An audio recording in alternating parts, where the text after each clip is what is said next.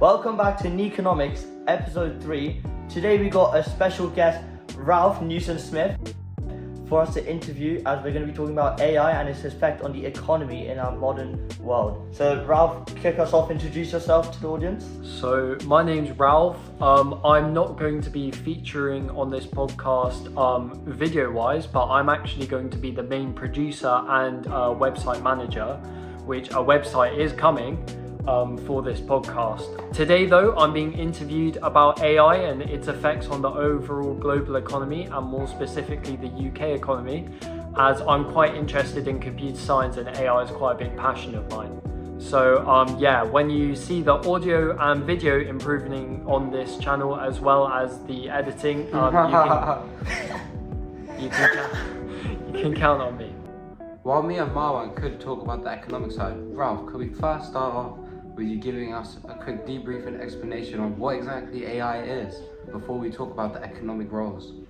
So AI stands for artificial intelligence, and what that basically is, it's a computer mimicking the intelligence and decisions of a human being.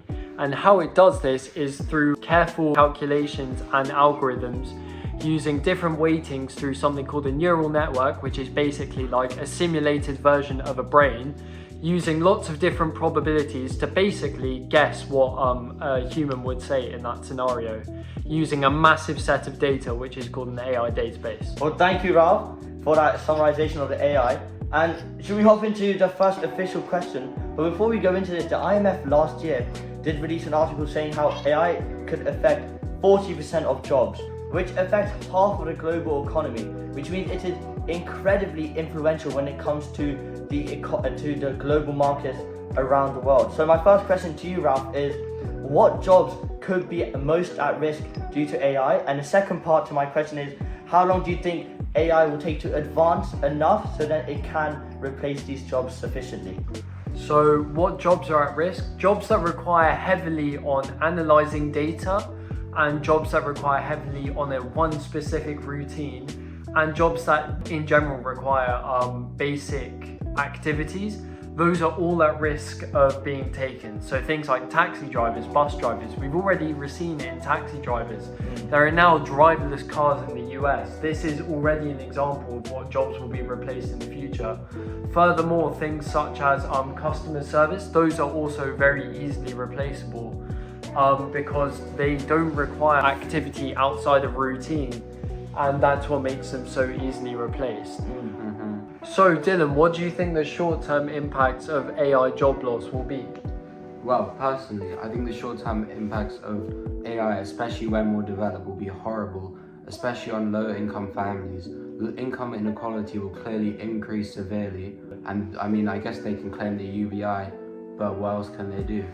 So I think in the long term, although a lot of jobs will be lost, so there's two outcomes to this basically. Either jobs continue to be lost and then income inequality continues to increase, and this will be very bad for the economy in general, especially for the lower classes, and this could result in basically a lot of deaths and a lot of people's lives being effectively ruined. But also, I do think there could be an alternate outcome where new jobs are created, and these will be created through AI, as in, so AI engineering is actually the most desired job in the UK. So I think if new jobs are created through AI, what this will do is this will actually end up boosting the world economy and giving people a lot of new ways to make money for their families. And also AI jobs require a lot more skill. So I think in order for this to happen, education needs to be raised significantly, especially in lower income countries. So I'm glad we touched upon how the lower income group will be even more affected. The growth of AI will be very regressive when it comes to these classes, and this can lead to income disparity, which has a highly negative impact on the economy and individuals. However, if we do boost education, specifically in lower income countries, such as like Lebanon and like Sudan, for example, then we could see a potential increase in jobs where people will be having to supervise, and like you said, AI engineering. We could boost towards a global economy where people have more advanced jobs and jobs which require more knowledge and education than just repetitive autonomous jobs such as the Tesco's like the Tesco's scanner people. Okay, so I have two things to say. Firstly, I have something, Martin, if you could touch on this. From the economic side, with Ralph's second option, as he said, there are two ways this could go. So it seems like we need to increase supply side policies and education and training, so these structural unemployed people can work in these AI jobs.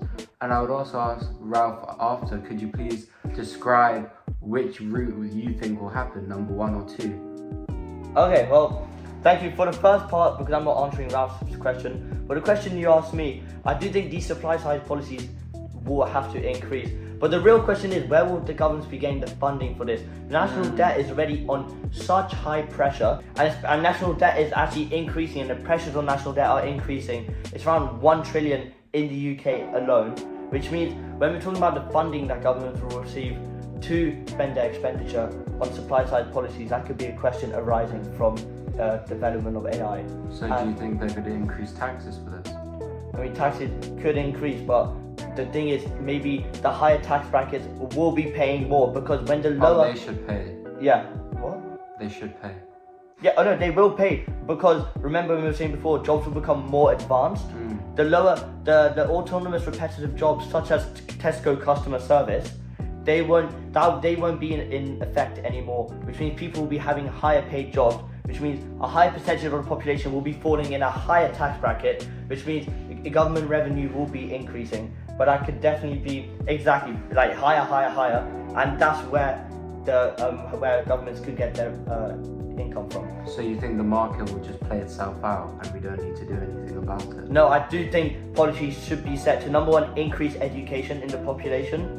Number 2, increase taxations on higher tax brackets, especially the highest tax bracket, because at the end of the day, the ultra wealthy will still be ultra wealthy after AI development, and we could just tax them more, because at the end of the day, they do not need £300 million sitting in their bank.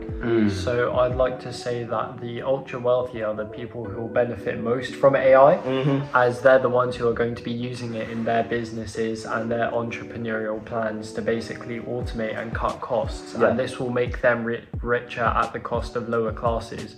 I'd also like to ask you, do you think government intervention is very important in AI, or do you think maybe that we should leave the economy be? I think government intervention will be highly important when it comes to AI. And one example actually I was thinking of was governments might implement some policies which make firms have to subsidize training schemes, education, so then these lower skilled jobs, the people who are working those will be skilled enough to work high skilled jobs that AI cannot do yet, which would be one supply side improvement that could occur with the development of AI. Yeah, and also I think it would be very good as well if maybe the government introduced some new laws and regulations surrounding AI to maybe limit its damage it will cause to the economy and allow, some people to keep their jobs. And even though in effect this will cut down productivity, I think what this would do if they implement laws such as limiting AI's ability to take over jobs, it will save a lot of jobs and allow a lot of people to survive. And I think this is more of an ethical problem than an economic problem, but I think that would genuinely help out a lot. Okay, so Ralph, with this upcoming of AI and these lower class people losing their jobs, do you think the introduction of the UBI and the Social Welfare Act improving, what do you think is going to happen with that? Do you think people are going to take advantage of it? Or do you think it'll work out? How do you think it will play into all of this? Could I have the microphone, please? Thank you very much. So for our audience, in case some people don't know, a UBI stands for Universal Basic Income, which is a basic income that can be provided to people. And what Dylan's talking about in this case is if AI does take a lot of jobs, which it most likely will, a UBI will allow for these people to basically survive at the cost of the government having to pay them a basic income to, be able to afford things. So I think a UBI in theory would be a good idea, but obviously there could be some problems along with it. For a start, I think some people in the lower incomes, if they see people gaining UBI from not doing work and from AI taking their jobs, what they might decide to do is quit their job and choose to claim UBI, blaming it on AI, because it might seem more attractive to them to not work and still get paid a decent amount. But I also do think at the same time that UBI would be necessary to a certain extent, especially at least I feel like it could be introduced as a short-term thing when AI, the initial wave of jobs are taken from people by AI. So, especially when it comes towards a UBI, work incentives would be decreased, and the supply side policies that could be implemented, like we talked about before, would obviously have a high timeline. It would take probably minimum 3 to 5 years to educate, to have these training schemes, to allow people to work in higher skilled jobs, which means a short-term UBI could be quite effective, like you touched upon, Ralph, to provide people with an income to survive until the AI takeover has been implemented enough in society, and for a majority of the population to have received increased education and training to accomplish for this. I do also think, however, that a UBI could completely be avoided if simple regulations are added to the government to stop people from losing their jobs in the first place.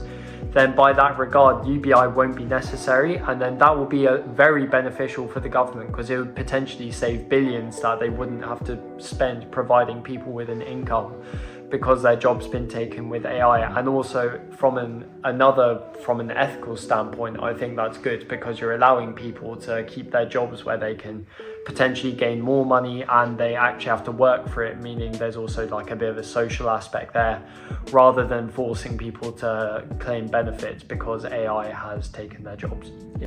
So since we've been talking about the income disparity that could arise from the development of AI, if we're talking about inequality, we could lead into my last question for you, Ralph, which is basically, right now, as we are aware, AI development is very concentrated in countries such as the US and China. However, when we move forward into the future, into more development, will this lead to, it will be restricted to these countries in global inequality, or will it be more accessible for global markets when AI becomes more developed?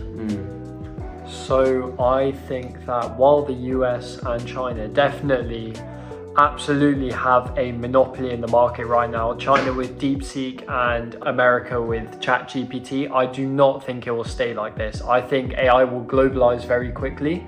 We're already starting to see that with the UK government. The UK are investing heavily in AI. Furthermore, AI engineering is actually the fastest growing job in the UK, it's going to be the most demanded job in the UK according to multiple different sources. I also think that once other countries catch on to how much AI is going to be important and how quickly AI is advancing, I think it will very quickly turn into a global market. But I would like to say that I don't see the US and China losing their market dominance anytime soon, especially not to Europe or the UK, as they have massively larger GDPs in comparison to these two, and I don't see either of them with the advantage they already have in terms of development losing that anytime soon. I definitely agree. When it comes to AI, you obviously need to have a certain amount of technological advancement, which is where other countries may lag behind originally, where they don't have the technology that we possess, and some countries do not even have as much internet or mobile devices as much as we do in our countries, which means from the start, a lot of countries will be falling behind. But AI could be an open source. It is an open source, and soon other countries will be able to advance towards implementing AI in their economy. Dylan, do you want to expand a bit upon this topic?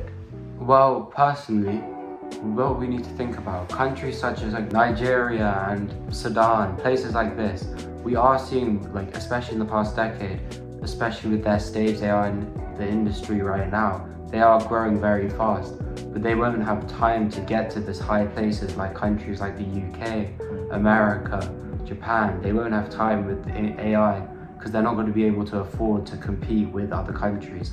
So I think we have to look out for these countries very much. Okay, so overall this idea, this opportunity that we can come across with AI is incredibly beneficial, and also it is something we can look forward to. I mean, the global economy will change significantly in the next 5 to 10 years. However, the costs that may arise from this and the trade-offs, such as possible higher increase in inequality, lower work incentive, there are also some ethical questions that come along. At what stage will we stop, and will we reach an economy where we are completely AI dependent and all of the functionings of our world will be controlled by AI? And if so, what will us humans do? Because obviously our life isn't work, but at the same time, when it comes to our whole life, a large proportion is work and our role in the global economy. So what dynamics will change when it comes to AI taking over the economy, and restrictions may need to be put in place so that this does not happen? Yeah, I agree. I think all we can do, we just need to work with the AI and make sure it doesn't get out of control. It will be a scary but interesting future that will play out. And for any of you concerned, I personally do not think that AI will completely take over the world. There will always be a need for human input, especially in the development and creation of AI. And I think while it will replace a lot of the more menial aspects of our life, I think overall we will, as a race, manage to pull past the concerns of AI taking over everything and live in harmony with it. Exactly, especially jobs that require ethical and moral judgment and value-based judgments, they will be preserved because AI will never be able to think as emotionally as a human can. And when it comes to jobs such as lawyers, police officers, things like that, is where humans will still be able to operate in that market. And but we don't know that yet. We do not know at the end of the day where AI will go to, but obviously there are so many questions that can arise from this topic. So for any of you who have any questions, feel free to comment your questions in the comment section, and we can always come back and answer any questions arising from AI and just its effect on the economy as a whole. Check out the Twitter for more regular updates about recent economic news, especially since AI is it's what's happening in the modern day. So we will be posting a lot about AI. Keep an eye out as well for the next episode. We haven't completely decided what it will be, but we might be discussing UK politics and Labour's economic policies in the UK. So keep an eye out for that. Should be releasing if from next week, if not the week after. And yes, thank you, Ralph, so much for coming today. Thank you, Ralph. Thank you, Ralph, for coming to taking your time to let us interview you and giving us your AI knowledge. And thank you very much for the background help of the podcast as well. This has been Neekonomics episode 3. We will see you next time.